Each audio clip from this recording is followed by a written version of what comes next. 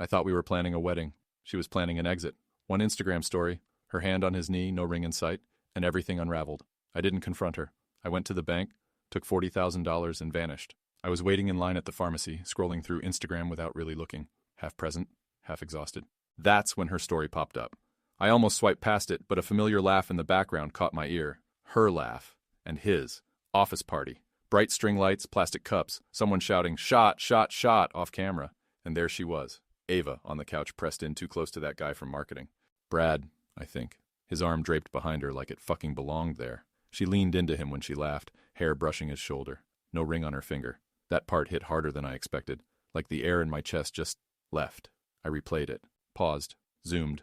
Still no ring. She always said, "Let's keep it low-key at work. No need to turn the engagement into office gossip." I didn't argue. Thought maybe it made sense. HR boundaries, whatever. But we'd been engaged for 8 months. She wore the ring around friends, family, at brunch with her mom. But not here. Not with him. I watched the rest of the story. It wasn't just the missing ring. It was the way her hand lingered on his knee a second too long. The way he whispered something that made her tilt her head and smile like it was their little inside fucking joke. I put my phone away.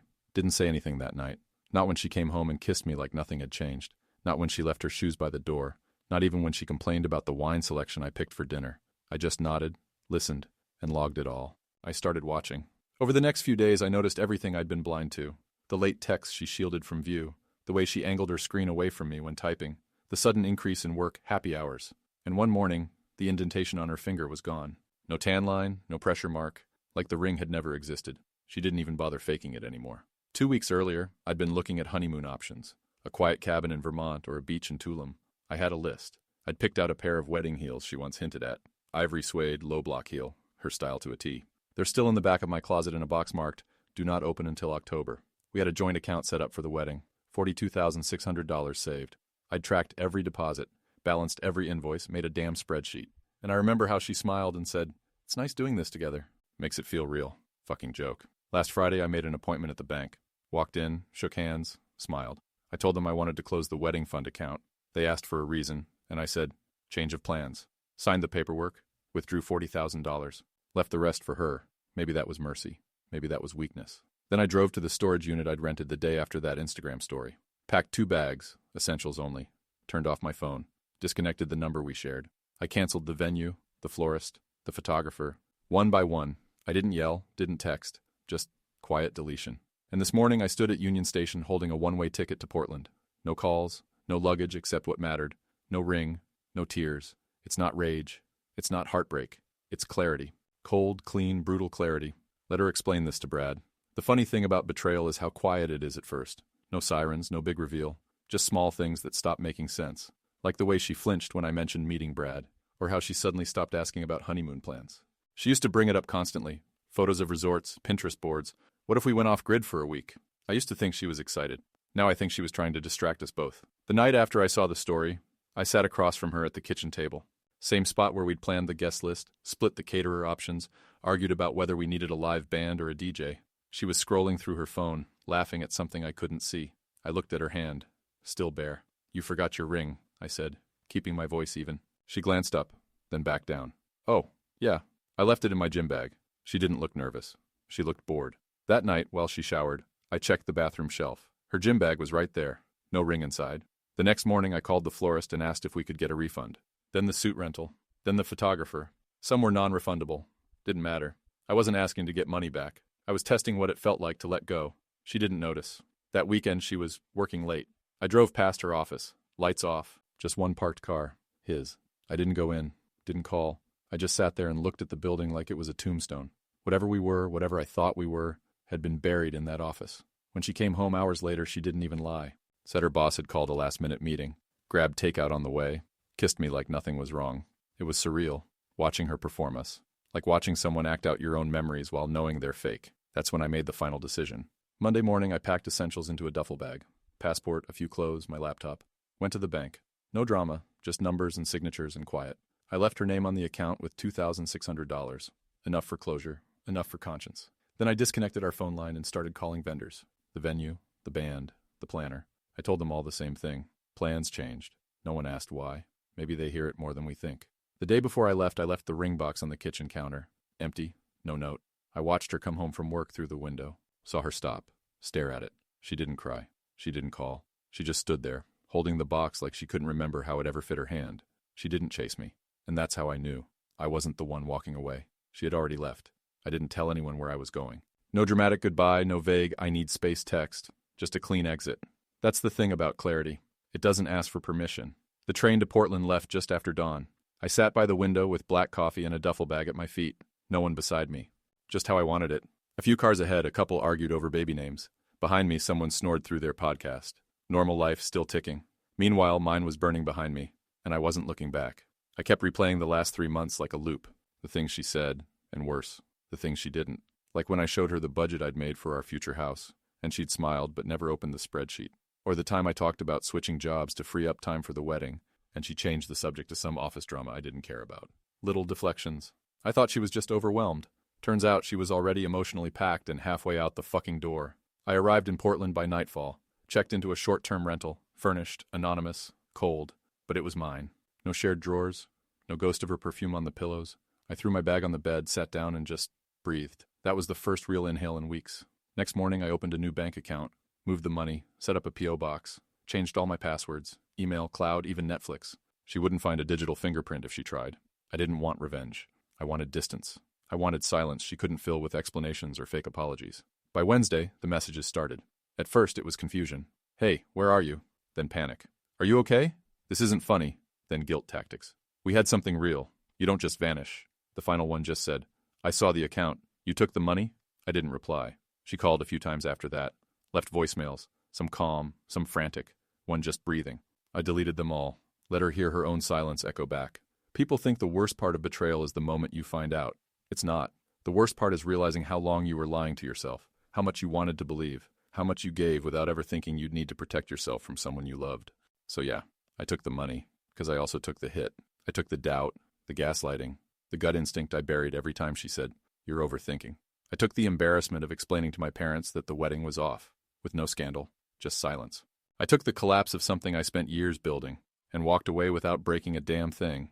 You can't put a price on dignity, but 40 grand is a decent down payment. I thought the silence would feel like peace. It didn't. Not at first. The first week in Portland felt like detox. My phone stayed off. I barely spoke to anyone. I ate whatever required no prep. Mostly toast, some diner food, bad coffee. I walked a lot, rain or not, just to feel something under my feet that wasn't her tile floor, our hallway, her damn yoga mat I used to trip over every morning. People asked me why I didn't confront her. What was I supposed to say? "Hey, did you forget we were getting married when you climbed into Brad's lap at the office party?" Or maybe, "Are you out of your fucking mind?" No, she would have lied, denied, cried maybe, or worse, told me it wasn't what it looked like, and I would have stayed 5 minutes too long, given her one more chance than she deserved. So I chose the only version of power left. I didn't ask. I didn't need answers. The story was already written, and she'd been the one ghostwriting it behind my back. Ava still hadn't blocked me, which meant she either didn't care enough to, or she hoped I was watching. I wasn't, until one night, around midnight, I caved. Her Instagram grid was spotless. No trace of the party. Just her usual curated life. Coffee in bed, cherry lipstick, productivity hacks and stories. A few mirror selfies I used to like without thinking. Then I checked her followers. Brad was still there. So was his latest post. A group shot from the office barbecue. She was in it. Standing next to him. Again. No ring. Someone in the comments asked if they were dating. She replied with a smiley face. That's when it stopped hurting. Not because I was over it, but because I knew. I'd been in love with someone who didn't even respect me enough to lie properly. You don't just forget a ring. You don't accidentally act single in every room but the one you share with your fiancé. That's not confusion. That's calculation. That weekend I went to the coast. Rented a room with a view of the water. No Wi-Fi, no signal. Just wind, waves, and the sound of no one lying to me. I left my phone face down the whole time. I read half a novel. Slept without waking up in dread.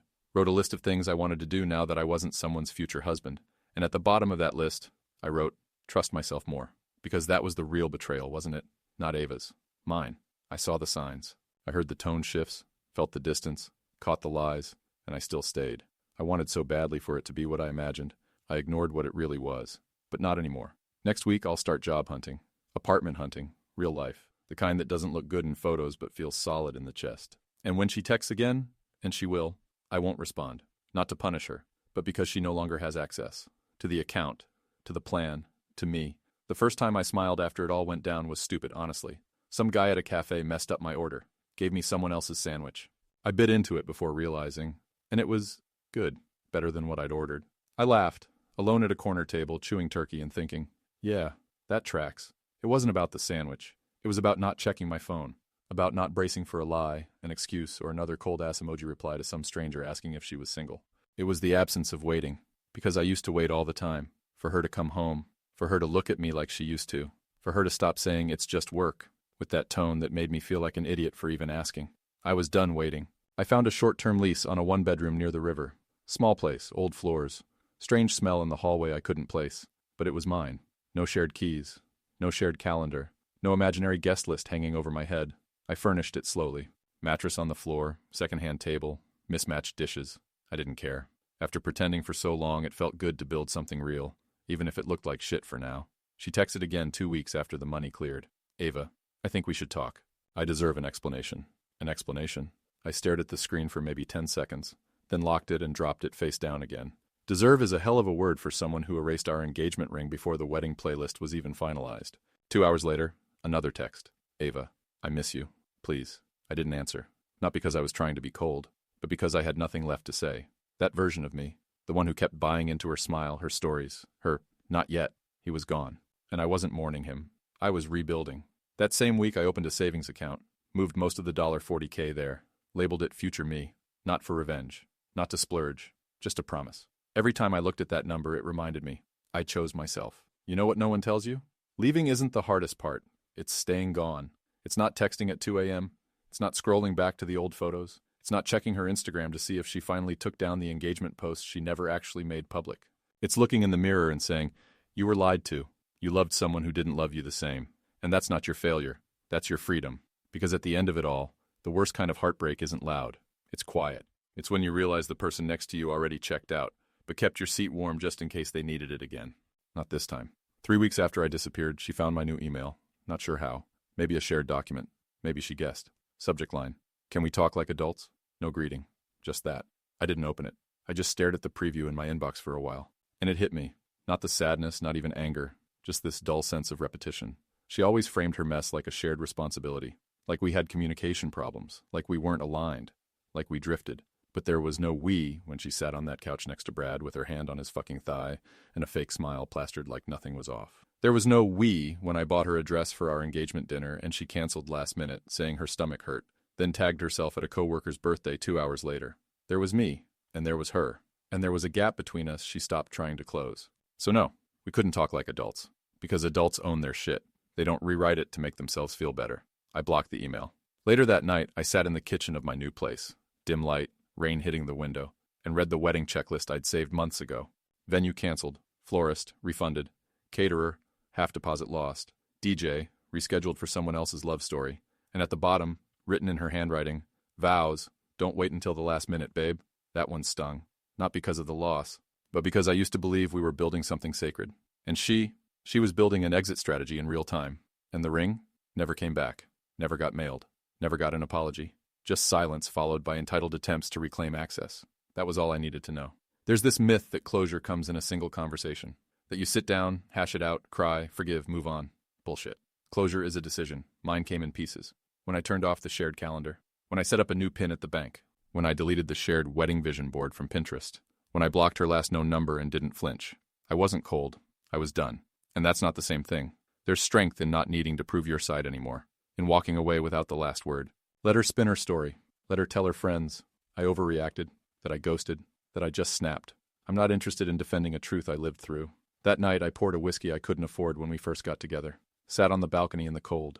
No ring, no texts, no illusion, just me. Finally enough. The first time someone asked if I was single, I hesitated. Not because I wasn't, but because for a split second, I didn't know what that meant anymore. Single used to mean waiting. Waiting for someone. For something. For a life to begin when someone finally chose you back. I'd lived that way for years without realizing it, measuring worth through someone else's attention. Now, it just meant free. I said, yeah, I am. And meant it. It was the barista at the corner place. Young guy, maybe 22. He smiled like he was trying it out, not expecting a yes. I didn't flirt back. I just paid, nodded, and left. But walking down the street with my coffee, I felt something loosen in my chest. That invisible string between me and Ava snapped. She messaged me again. New number, new tone. Ava, I know you probably hate me. I don't blame you. But I didn't think you'd just disappear like I was nothing. We were planning a life. Don't I deserve something? I stared at the screen. You want something, Ava? Here's something. You were building an exit. I was building a future. The only thing we had in common was the timeline. I didn't reply. I blocked that number too. Then I deleted the last photo of us. Not out of spite, but because I didn't need it anymore.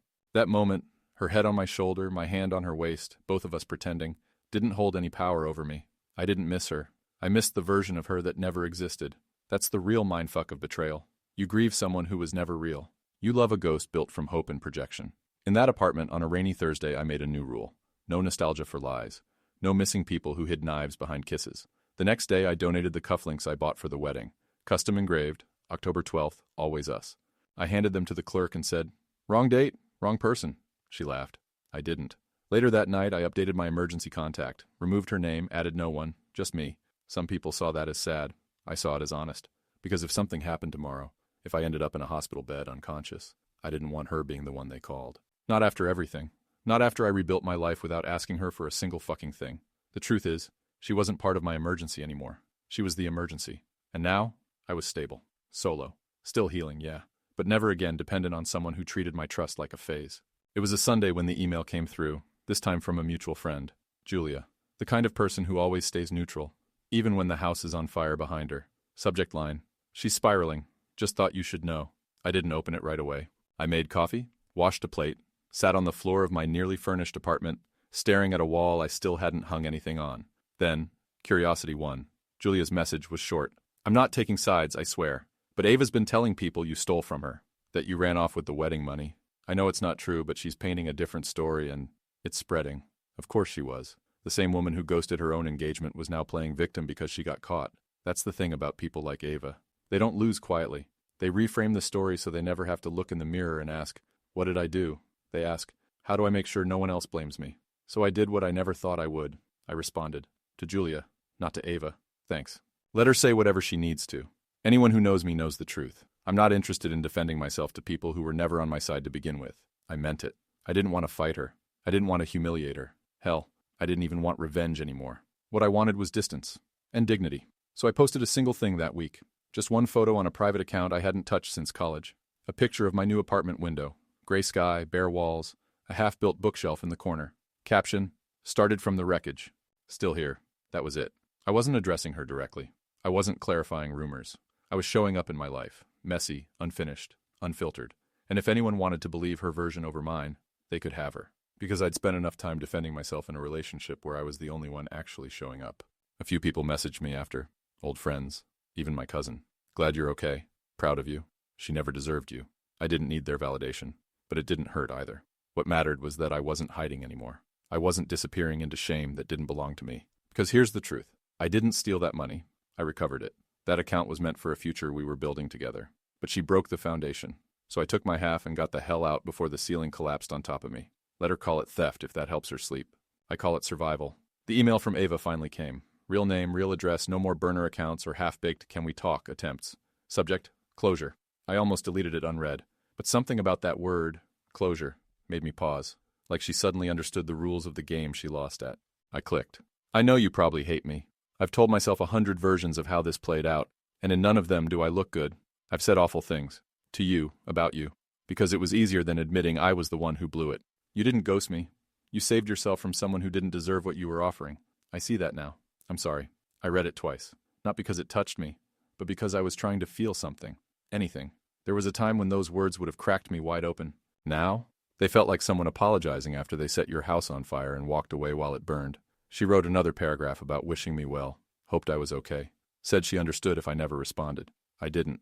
Not because I'm cold, but because I've learned that closure isn't earned by the person who did the damage. It's claimed by the one who crawled out of it. Later that night, I walked down to the river. Just needed air. The city was quiet. Cool wind, soft lights on the water, voices from a bar down the street. I stood there with my hands in my jacket pockets, thinking about the man I'd been before everything fell apart. That guy thought love was about giving endlessly, about waiting, trusting, forgiving without limit. That guy thought loyalty meant staying even when it hurt. I'm not that man anymore. Now I know love isn't just about how much you give. It's about who you're giving it to, and whether they're holding it with care or watching it slip through their fingers while they chase something else.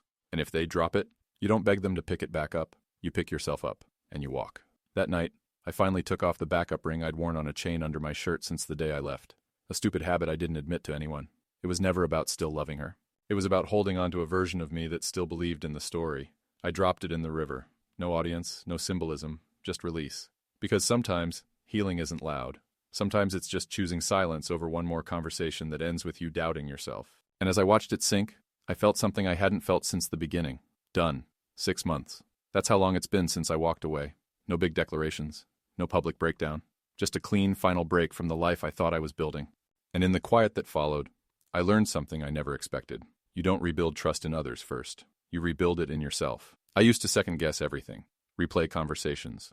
Wonder if I was being too sensitive, too suspicious, too much. But when you're being lied to, self-doubt becomes survival. You gaslight yourself before they get the chance. Not anymore. Now, when something feels off, I listen. I don't explain away my gut. I don't minimize the discomfort to keep the peace. I don't shrink to fit someone else's comfort zone. And it's not just about relationships. It's about me. The man who once compromised his instincts for a curated version of love now checks in with himself first. Would he do that again? Not a chance. The money I took from the wedding account, it's sitting in a trust now. I called it the No Apologies Fund. One day, maybe it'll go toward a house, maybe a business, maybe just the freedom to say no without financial fear. But every time I check the balance, I'm reminded of one thing. I protected myself, not out of revenge, out of respect. There was no blow-up fight, no screaming, no final act of betrayal caught in the act. Just a slow erosion, masked by smiles and work parties, by just tired and don't overthink it. And that's the part that gets to people, that I left so quietly. But quiet doesn't mean weak. Sometimes it's the loudest fucking thing you can do. Now, I'm working again. Gym in the mornings, new city, new habits. I sleep better. I smile without checking who's watching. I started therapy, just once a week. Nothing dramatic. Just someone to remind me I don't owe anyone my suffering. And Ava? She hasn't reached out since that last email. I think she finally got it.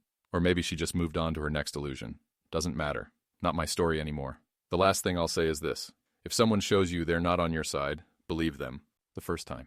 And if you find yourself justifying confusion as normal relationship problems, stop. Love doesn't hide. It doesn't dim. It doesn't make you feel less in rooms where you should feel more. So yeah, I left her. And I'd do it again. Not because I stopped loving her, but because I finally started loving myself.